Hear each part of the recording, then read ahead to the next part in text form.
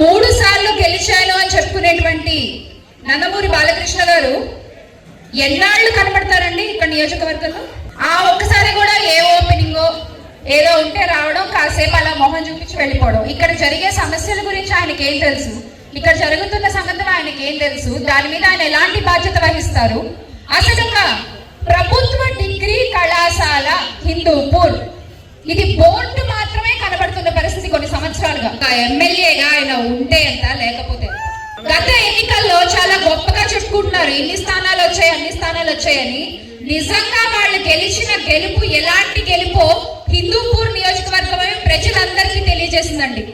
ఒక్క బూతులో ఒక్క ఓటు కానీ ఇది ఎరిగామండి ఎప్పుడైనా? ఇది దీన్ని బట్టి అర్థమవుతోంది వాళ్ళు గెలిచిన గెలుపు ఎలాంటి గెలుపు. మీ నియోజకవర్గమే ప్రూవ్ చేసింది వాళ్ళు గెలిచిన గెలుపు ఇది అని రాష్ట్ర ప్రజలందరికీ కూడా. దాన్ని దృష్టిలో పెట్టుకుని ఇది ప్రజలిచ్చిన తీర్పు కాదు, ఈవీఎంల వల్ల గెలిచిన గెలుపు అని ప్రజలందరికీ కూడా మళ్ళీ మనం గుర్తు చేయాల్సిన పరిస్థితి. హలో అండి, గుడ్ మార్నింగ్. నిన్న మళ్ళీ మా శ్యామలక్క మళ్ళీ వచ్చేసింది అనమాట.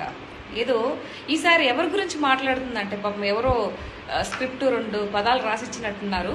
ఒక లెజెండరీ హీరో గురించి అండ్ 3 టైమ్స్ హ్యాట్రిక్ కొట్టినటువంటి హిందూపురంలో ఎమ్మెల్యేకి వచ్చినటువంటి బాలయ్య బాబు సార్ గురించి మాట్లాడుతుంది ఈవిడ.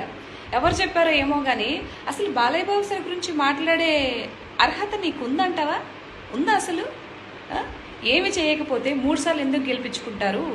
First Balayya Babu sir MLA contestant చేయడానికి పోయినప్పుడు మీకు ఏం కావాలి అని ప్రజలను అడిగితే అక్కడ మాకు తాగడానికి నీరు లేదండి, మంచినీళ్ళు ఇప్పించండి అడిగితే వాళ్ళ కోసం కొన్ని 100 కోట్లు ఖర్చు పెట్టి వాటర్ తెప్పించి ఇప్పటికీ మంచినీళ్ళకి సదుపాయాలని వాళ్ళకి కలిగిస్తున్నారు ఉండే ప్రజలకి. అక్కడ అంత అభిమానం బాలయ్య బాబు సార్ మీద ఉంది కాబట్టే ఈరోజు ఆయన్ని 3 సార్లు గెలిపించుకున్నారు అక్కడ ప్రజలు. ఏం తెలుసు నీకు? ఏది నోటుకు ఏదొస్తే అది మాట్లాడేస్తావా? ముందు వెనక చూసుకోవా? ఎంతసేపటికి వాళ్ళ మీద ఇన్నిసార్లు గెలిచారు, వీళ్ళ మీద ఇన్నిసార్లు, మీ వాళ్ళు వెనకతలు మీ వాళ్ళు ఉన్నారు కదా, వాళ్ళ గురించి మాట్లాడు. ఏమో నగరిలో రోజెక్కు ఉంది కదా, ఆవిడ ఏం పెద్ద ఇరగదీసి కట్టలు కట్టినట్టు మరి ఓడిపోయింది ఎందుకు? మీ జగనన్న వైనాట్ 175 అన్నాడు కదా, మరి ఎందుకు 11 సీట్లకి పరిమితం చేశారు?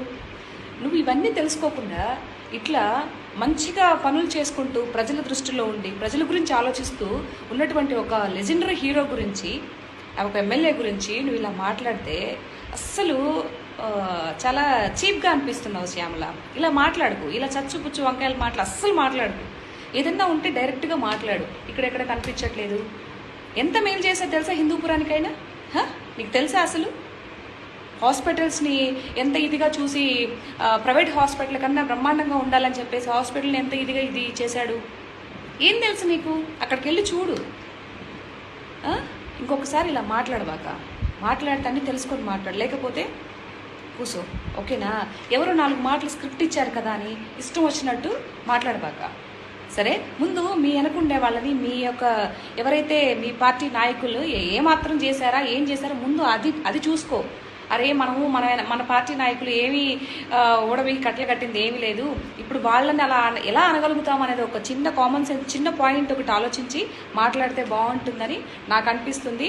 సో నువ్వు కూడా తెలుసుకొని సావు. లేకపోతే ఇక ఇట్లా మాట్లాడావంటే దట్టు బాలయ్య బాబు సార్ గురించి మాట్లాడావంటే మామూలుగా ఉండదు, దిబ్బడే నీకు. కాబట్టి సో కొంచెం పెద్దవాళ్ళ గురించి మాట్లాడేటప్పుడు వాళ్ళు దగ్గర పెట్టుకొని మాట్లాడమని నా యొక్క విన్నపం, అండ్ మా ఆంధ్రప్రదేశ్ హిందూపురం ప్రజల యొక్క విన్నపం కూడా. ఓకేనా? అర్థమైంది అనుకుంటాను. సరే శ్యామలక్క, బాయ్.